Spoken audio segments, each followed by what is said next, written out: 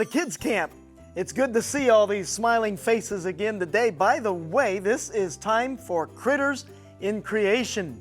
And all the critters that we have are hailing from Camp Kalakwa. My name is Keith Nelson, and I'm going to tell you a little bit about an interesting friend of mine today.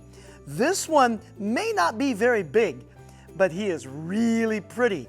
And there I said he, didn't I, Riley? It's actually she. And she is a sweetheart. She's very calm and doesn't make a lot of noise. Let's see if we can bring her out. Andrea has her, and her name is Adina. Adina is a Pakistani girl's name, and we named it that because Adina is from Pakistan.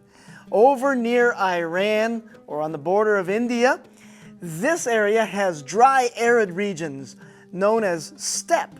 And in those regions, these leopard geckos live naturally. And they come in varied colors and all kinds of sizes and shapes and lengths. This is a pretty big one, so she's probably at least 5 years old. Maybe almost as old as some of you, but they only live to be 15 years old. Now you can pet Adina. We want you to do that, and let's see if Mr. Pavel here, can you tell us what she feels like? Pretty weird. Pretty weird? Is it bumpy? Yeah. She has bumps all over her and different spots. All right, let's see if maybe Kylie can tell us anything about it when she touches it. It feels like rough, but at the same time it's like kind of smooth. Rough and smooth at the same time. That's a pretty good description of a leopard gecko. Allie, you have a question? What do they eat? Good question, Allie. So leopard geckos are insectivores. That means they like to eat bugs, or maybe even smaller lizards. And let me tell you something about when they eat, Allie. Can I do that? When they eat, they like to hunt like a cat. Have you ever seen a cat hunt? He crouches and he wags his tail like he's getting ready to attack, and the leopard gecko can do the same thing. Lifts the tail and wags it around and moves it, and then it attacks, and only when it's done eating does the tail relax. Let's see, we had a question from Hadassah. What's their predators? Something that eats leopard geckos are bigger lizards.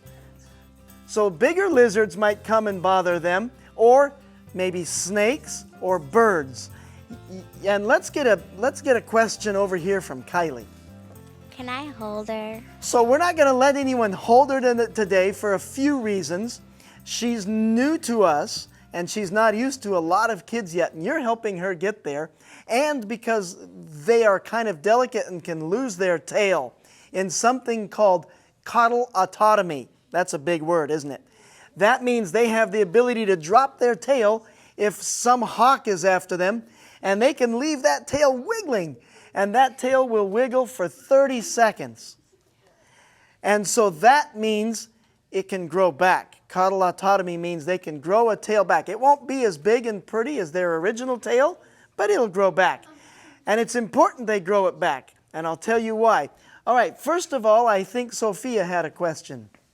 How big can they get? They get to be about as big as you see Adina. Adina is a pretty big leopard gecko. Is that fair? How about David? Did you have a question? My question. Oh, she took your question. Jackson. How old does she get? They can live to be 15 or a few more years old. They're just like a house cat, about the same length of age of a house cat. Allie?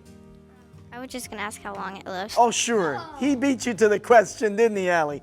How about John Michael on the front row? Where do they naturally live? They naturally live in the sort of arid regions of Iran, Pakistan, border of India, and Afghanistan. That's kind of way over on the other side of the world from us.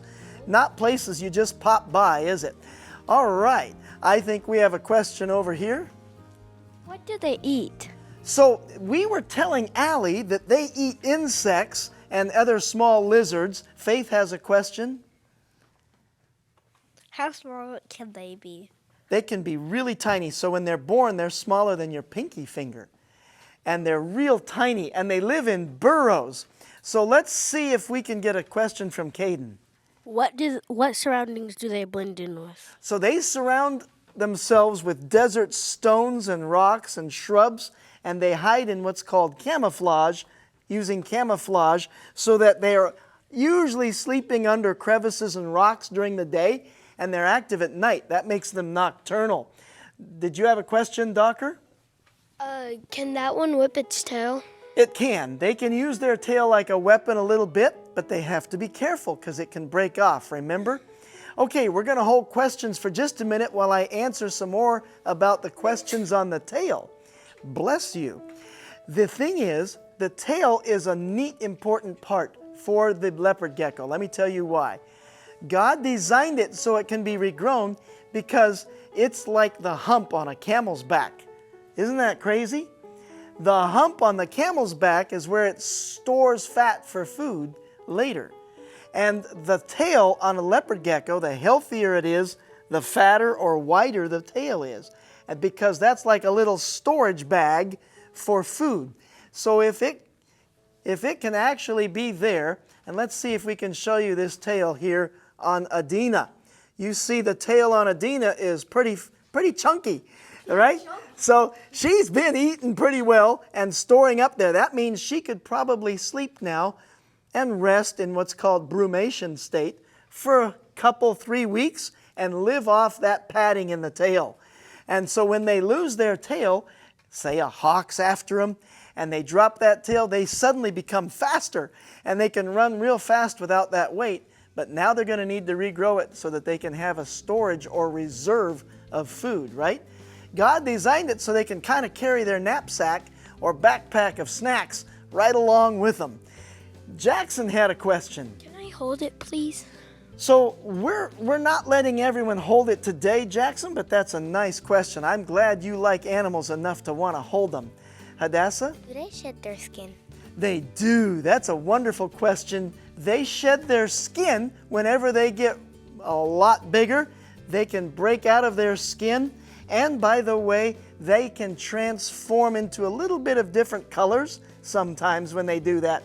So if they need to change their color, just a little they can. Kayla? What can they do with the tail besides drop it and whip it? Besides drop it and wiggle it when they're hunting, they can use it as a warning, and they also can scream a little bit, kind of a quiet scream. They make a noise as a warning. And so that tail's pretty useful. It also can gather heat, Kayla, and they'll sit up on a nice warm rock in the sunshine, and they'll soak up the warmth, and then when they go in their little under rock crevice at night, they take that warmth with them so that they can last through the cold night. And that warmth is something they can carry with them. And let's see, Riley has a question. What's their usual color that they use? So the color that's most common is sort of a pale yellow. This one is pretty vivid, and in the wild they're not usually this pretty. They're usually more desert sand colored. Kylie? What other adaptations do they have besides camouflage? That's a good question. They have some neat adaptations, and one of those is their ability to conserve water. Because if they live where they're not around a lot of water or moisture, God designed them especially for that desert region where they can hold water in and they won't get thirsty for a while. Sometimes all the liquid they need comes from the food that they eat.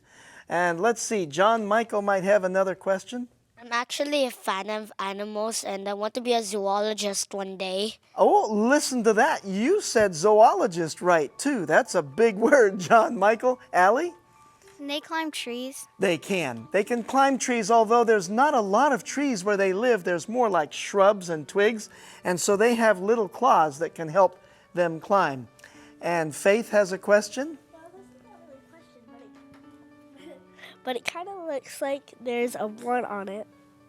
Oh, yeah. A little spot like a wound type thing? A one? Okay, you see the number 1. Maybe he won a race and he came in first place. She, I mean. I keep calling him a he, don't I? And Kylie has a question. So does it store like the lizard or whatever in its tail? Like you said it. Whatever it eats, it stores as fat in its tail, okay? And so this creature now, with one last question from Kylie here. Kayla, sorry. Where do they live? Yes, so they live in the desert regions, over in Iran, Pakistan. So this little guy reminds me of something special. Did I show you? Oh, one last, sorry Jackson, I didn't see you. Do they climb? Yes, they can climb rocks and trees with their little claws, and they don't have sticky feet like the rest of the gecko family, and they can blink. So they're kind of different from the other geckos. Most geckos don't have eyelids, but Adina does have cute little eyelids. And when she gathers the warmth from the sunshine and she carries it into her home at night, that's like what we can do when we gather the warmth of Jesus in our hearts, and we can carry Him with us through the day and be a source of joy and sunshine to others. In fact, when Jesus gave one of the most powerful sermons ever on the Mount, Jesus spoke to the people, and He told them a description, a list of character traits that He wants to see in His children. Are you a child of God's? Yes. Yes, and it doesn't matter our age. We can be older and be children of God, can't we? And the children of God are described as having those character traits that God listed when He did the Sermon on the Mount in Matthew chapter 5. And He said, "Blessed are the meek, the poor in spirit, the humble, the peacemakers." And then He promised each one of those characters that they would see God, live with Him forever. And that means we can carry the joy of Jesus, and like the leopard gecko, we can absorb the sun, the S-O-N, and share Him with others. In fact, the leopard gecko is sort of a peacemaker in that he will hide and not be one that starts fights. They don't go around bullying other lizards. And so this guy or this girl has a lot of lessons for us in life today. And I think that if we were to pay attention to the book of nature and the way God is writing love notes to us through animals, through cute little leopard geckos or the purr of a kitten, that you and I can learn so much about the Creator that made you special and made it so that you have just the right ability to help someone else on earth. And Riley has another question, I believe.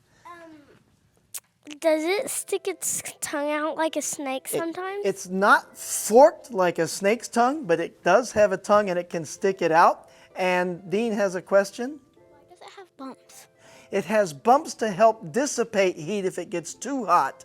The more surface layer you have, the more heat you can radiate out, and they're dark so they can absorb heat if it's needed. Sophia. Why is part of the lizard yellow and then part of the lizard's like a bit like grayish? So they can blend in with the part yellow and gray rocks. One last question from David. How sharp are their claws? Sharp enough to scratch you. And by the way, they have over 100 teeth, and they grow new sets of 100 teeth every 3 months. I hope that you have grown to love the Creator more just from visiting with Adina today. Thanks for coming our way. Goodbye. Bye.